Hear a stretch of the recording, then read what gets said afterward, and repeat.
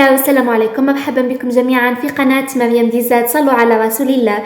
في فيديو اليوم كما قلنا في السابق سيكون عن ولاية تلمسان، أهم الأماكن السياحية فيها، أيضا الآثار القديمة، زيارة سعوديين وسياح عرب من مختلف الجنسيات للجزائر، بالضبط ولاية تلمسان. تابعوا معنا الفيديو حتى النهاية. ما تنسوش خوتي الاشتراك في القناة ثم الإعجاب بالفيديو، جزاكم الله خيرا، وتابعوا معنا الفيديو.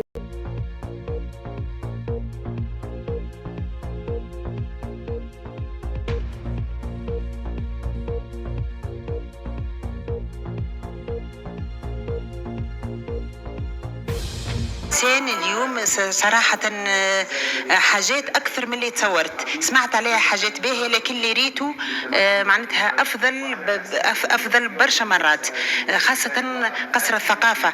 وهذا دليل على أنه الشعب الجزائري ومدينة تلمسان بالذات مهتمة بالشأن الثقافي، والشأن الثقافي لأنه أي دولة متحضرة لازم تهتم بالشأن الثقافي. والقصر معناتها قصر الثقافة اللي شاهدته اليوم صراحة خيالي، ما شفتوش أنا كتونسية، ما شفتوش في أي بلد عربي أكثر من الخيال. وأنا نشجع معناتها الشعب الجزائري على الاهتمام بالشأن الثقافي.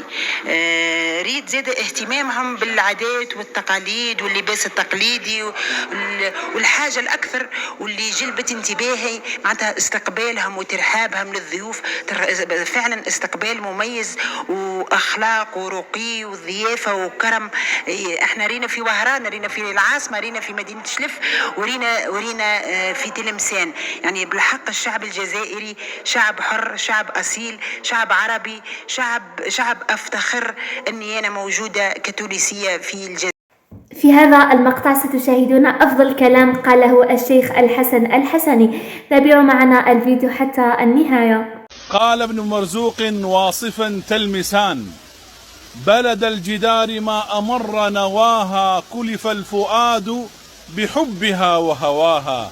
يا عاذلي كن عاذلي في حبها، يكفيك منها ماؤها وهواها.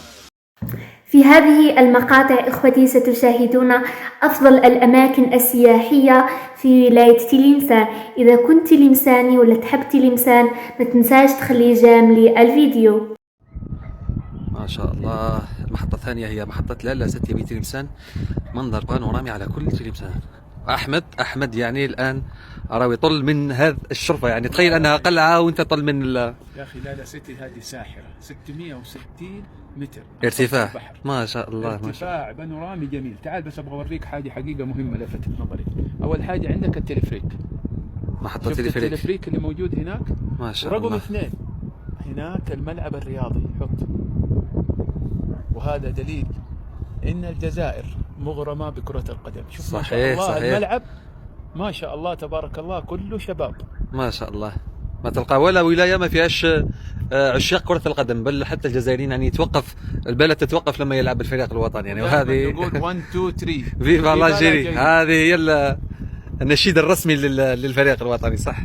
ما شاء الله ما شاء الله على الإطلالة. يعني الإنسان يتخيل في الزمان يعني كانوا الحصون وكان القلعة، يعني هذه أبراج المراقبة، يطلع على أعلى برج ولا أعلى قمة ويشوف، يعني يحرص كل المكان. شوف تقريبا أنت عندك نظرة من الشمال أو من الشرق إلى الغرب على كل تلمسان، يعني تعرف أي حاجة تحصل من هذا المكان. سبحان الله، يعني نظرة بانورامية ومكان سياحي بامتياز.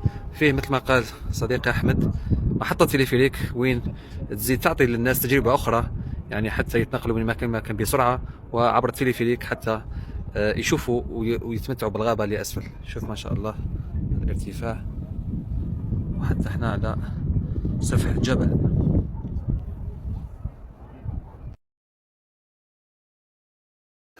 ما كنا نتوقع أن البلد بهذا الجمال وبهذه الطبيعة الخلابة، ولكن هذا كله على جنب، وأهل الجزائر وأخلاقهم وطيبتهم وكرمهم وضيافتهم وترحيبهم يعني في جانب آخر تماما.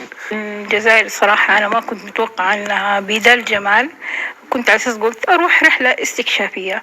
وجدتها جدا جميلة، والشعب رائع ولطيف وقريب من القلب، وتحس إنك ببلدك. الجزائر بلد نقي، جدا بكر في السياحة، فأنصحهم بقوة زيارة الجزائر، وآخذ تورز يعني سياحية للتعرف على معالم هذا البلد الجميل. هنا شميت والله ريحة الأندلس، ما أدري من الشجر أو من البناء. نعم، هنا القصر الملكي زياني، قصر المشور. سبحان الله. تعرفون دولة المرابطين كانت تحكم شمال أفريقي مع الأندلس، ولذلك بني محاكاة، يعني بناء متقارب جدا. شوف ذكرك بالسلام عليكم. الله. نعم، قصر الحمراء فيه شوي من النقوش. كانوا 4 قصور قصر المشور، بعضها هدم من آثار الاحتلال الفرنسي، هذا تم ترميمه عام 2011. لماذا؟ لأنها اختيرت تلمسان عاصمة الثقافة الإسلامية لجمال الهواء وجمال الأنفاس. شوف العبارات.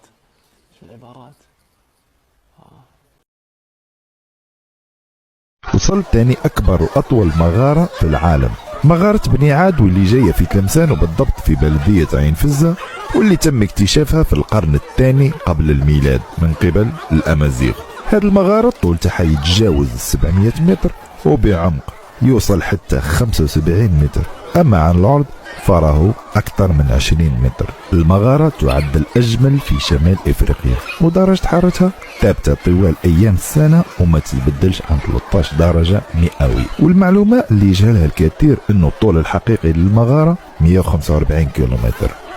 نعم، 145 كيلومتر. هذه المغارة كانت تربط بين تلمسان في الجزائر ووجدة في المغرب، ولكن للأسف الاستعمار الفرنسي قام بتدمير هذه المغارة أثناء الثورة التحريرية لمنع الثوار والمجاهدين من نقل السلاح.